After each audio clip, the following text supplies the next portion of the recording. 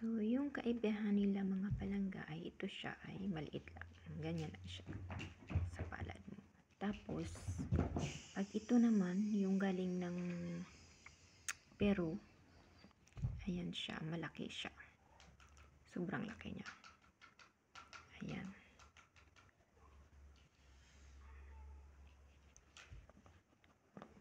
Yan, may mga tatak siya. May tatak talaga siya kada ano.